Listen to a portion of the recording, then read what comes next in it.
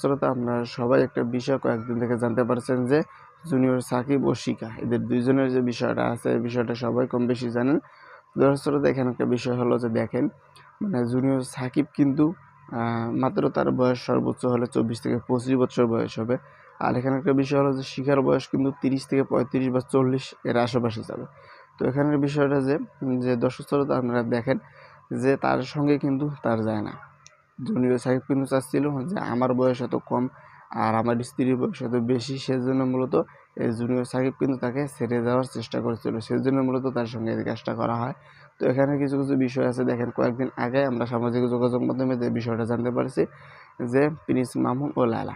তো প্রিন্স মামুন যখন কোথাও যাওয়ার যেতে চায় বা তাকে রেখে কোথাও যায়, তো তখন দেখা যায় খুব সহজে আর কি লায়লা এই প্রিন্স মামুনকে খুঁজে বের করে। এমনকি কয়েকদিন আগে, আজ থেকে 10 থেকে 15 দিন আগে কিন্তু এই প্রিন্স মামুন হাজত থেকে ছাড়া পায়। দর্শকতা, এই লায়লা চাচ্ছিল যে আমার কাছ থেকে যদি সে কোনো জায়গায় যেতে না পারে, লালার কাছ থেকে যেন প্রিন্স মামুন কোনো জায়গায় যেতে না পারে, সে জন্য মূলত তাকে গ্রেফতার পর্যন্ত করায়।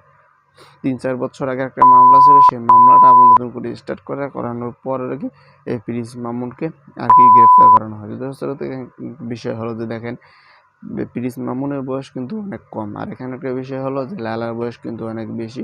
তো এরা আসলে কম বয়সী ছেলে, দর্শকতা, এখানে একটা বিষয় হলো যে দেখেন আসলে এরা কম বয়সী ছেলের সঙ্গে কী পায়, তো এই বিষয়টা আসলে মাথায় কারো কাজ করে না।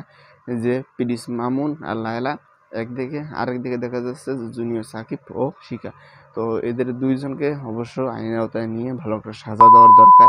যে ছোট ছোট ছেলে আছে এদেরকে ফাঁসলিয়ে যেভাবে হোক তাদের আওতায় নিয়ে আসার পর আর কি এদের সঙ্গে এই ধরনের একটা ফান তৈরি করে, যেন এদেরকে ছেড়ে কোথাও যেতে না পারে এই ধরনের ছেলেপেলেরা।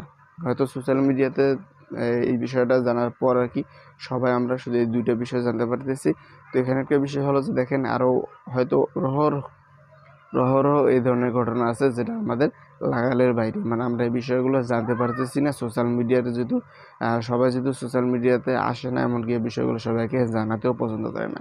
তো দর্শকরা, আসলে যারা এই ধরনের কাজ করবে তাদেরকে আইনি আওতায় নিয়ে ভালো একটা তার প্রাপ্য সাজা দেওয়া দরকার, যে আসলে কী কারণে তারা এই ধরনের কাজ করে। তো এখানে একটা বিষয় হলো যে দেখেন যারা নতুন নতুন সোশ্যাল মিডিয়াতে প্রচুর পরিমাণে সাড়া পায়, নতুন নতুন সোশ্যাল মিডিয়াতে প্রচুর পরিমাণে তারা ইনকাম করে, তো এই যে বেশি বয়সী যে মেয়েরা আছে তারা এদেরকে টার্গেট করার পর হয়তো তাদের সঙ্গে দু একটা কাজ করে বা তাদের সঙ্গে দু একটা কোনো কাজের মাধ্যমে এদেরকে ফুসলিয়ে তাদের আওতায় নিয়ে এই ধরনের কাজ করে। দোস্ত, তাদের কী সাজা হওয়া দরকার অবশ্যই কমেন্ট করে জানাতে পারেন।